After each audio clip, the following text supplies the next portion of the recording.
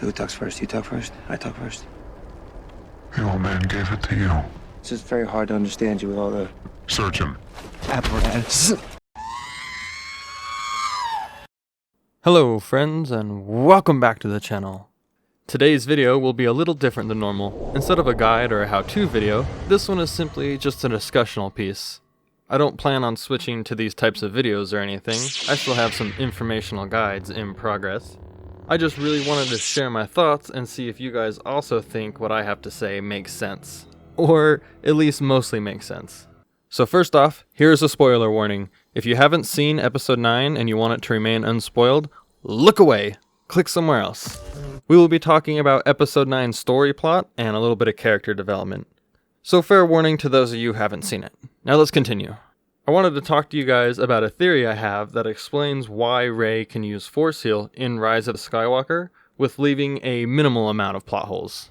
Minimal in the sense of smaller than some of the ones the writers left, especially compared to some of the other ones. We will be doing this using Knights of the Old Republic logic, specifically the Jedi class elements. The Star Wars video game universe is quite different when compared to the Star Wars movie universe. So there might be a little bit of a reach or a grasp to connect some of these things, but it won't be too far out there. You'll see. We are essentially just going to combine elements from both universes to reach this explanation. So before you start poking holes in my theory or commenting that I'm an idiot, just hear me out and see if you guys can agree with some of my thoughts. I figured the KOTOR fans would appreciate this the most since they are most familiar with the Jedi classing system. So let's dive in. We're going to start with the Knights of the Old Republic Jedi classes in case you are unfamiliar. In Knights of the Old Republic, as a Jedi, you are one of 3 classes. A Jedi Guardian, a Jedi Sentinel, and a Jedi Consular. To sum it up real quick, a Jedi Guardian is a Jedi whose skills and talents lie in battle, usually lightsaber mastery. A Jedi Consular is a Jedi whose skills and talents focus more on Force mastery and use of the Force. While the Jedi Sentinels are usually the in-between with a nice balance between Guardian and Consular. They also tend to have an array of non-Force skills like stealth, computer use, or demolitions. In the Knights of the Old Republic games, every Jedi class can choose to learn Force Heal. I believe this just to be a game mechanic though. A way to replenish health points against tough foes or to not have to rely so much on med packs. So my theory starts here. If this Jedi classing were to be applied to the movies, I feel it is safe to say that only Jedi Counselors could use Force Heal, since it would require one to be more trained in the ways of the Force than with a lightsaber. With that in mind, I believe Rey to be in the Jedi Counselor class. We could also argue here that she belongs in this class due to her father's bloodline. I am trying to leave that mess of a plot out of this theory, but it does kind of support my theory if she does possess a stronger connection to the Force based on her bloodline. Sticking with the classing system, Rey would be the first Jedi Counselor to be born in the last few decades, Yoda being the last known major counselor who passed away before Rey was born. I fully believe Yoda could have used Force Heal during the prequels, we just never saw it. We saw Baby Yoda use it, He's trying to eat me. but I just boil that down to Yoda's species being far more Force sensitive than most creatures. It's even possible to say that his species is defaulted to Counselor if they become Jedi, solely based on how they can channel the Force. Rey being the most recent Jedi Counselor would also explain why Anakin couldn't save Padme, and why Obi-Wan couldn't save Qui-Gon. Also why we never saw Luke use it.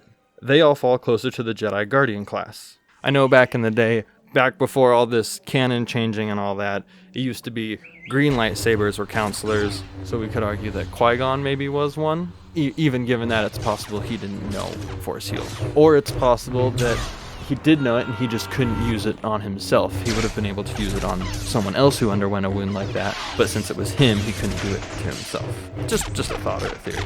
So check this Wiki snippet I found. I'll link it below. It should be noted that even though Jedi Guardians concentrated most on combat and lightsaber mastery, some Guardians were naturally so strong in the Force that they had the Force ability to the degree of the Jedi Counselors. Examples include Mace Windu, Qui-Gon Jinn, Anakin Skywalker, Obi-Wan Kenobi, and Luke Skywalker. And I did my research on this, and by did my research I mean I typed it into Google. So if we run with this Rey as a Jedi Counselor theory, it totally explains why we never saw Force Heal used by major character Jedi in the original trilogy or in the prequel trilogy. None of them were counselors and focused on Force mastery. But wait, there's more. The novelization of Episode 9 just barely came out, and with it, a bunch of fillers for the various plot holes left by the movie. There is one that goes over the way that Rey had come to know about the Force Heal power. And I would like to thank the YouTube channel Star Wars Theory for this. They put out a video reading this part of the book, and I'm super glad that they did that. There's tons of great Star Wars thoughts and theories over on that channel, so you should definitely check it out if you haven't before.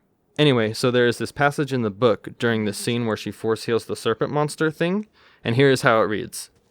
This would call for a different technique, something she'd learned from the Jedi texts when she was mending Luke's kyber crystal. It's a very small plot hole filler for sure, but still one that points to Rey learning about this power instead of her just magically knowing it.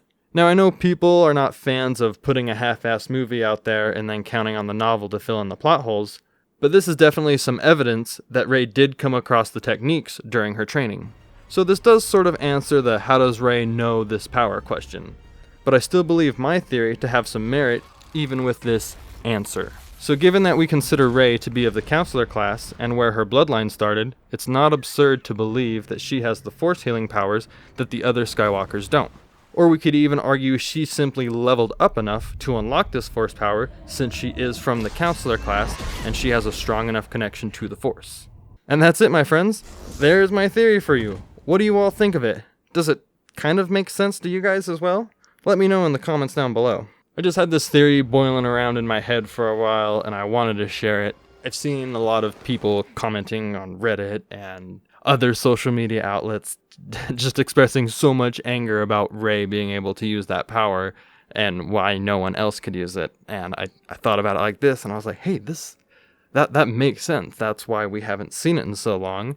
It's the class system. It's right there. We've been playing Knights of the Old Republic the whole time. It's been right under our nose. But I think the logic is there and it's kind of sound. Please feel free to chime in and share your thoughts. I'd love to hear it so I could better solidify my theory. I do also want to point out this is my theory for how Rey knows how to force heal, mainly when she heals the serpent and when she heals Kylo. I don't think this theory would apply to Kylo saving Ren.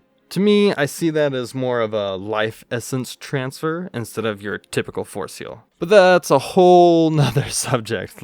Like, we're not even taking that into account into my theory because that's a whole nother can of worms. But perhaps that is a discussion for another time. I hope you all enjoyed this little video and it gives you something to think about and hopefully you guys agree with me. I had a lot of fun pondering on this and then recording it so I could share it with all of you. I hope it made some sense mostly as well. Throw a like up if you enjoyed this discussional piece. Maybe I'll do some more if I have a good enough argument to throw up on the internet. Get subscribed if you're not already so you can see the latest content as it comes out. I got a few more videos in the works, so those should hopefully be coming out soon. I appreciate you all coming to check out the video. We'll see you in the next one. May the 4th be with you. Hey, let's make the baby do the magic hand thing. Come on, baby. Do the magic hand thing. I'm out of ideas.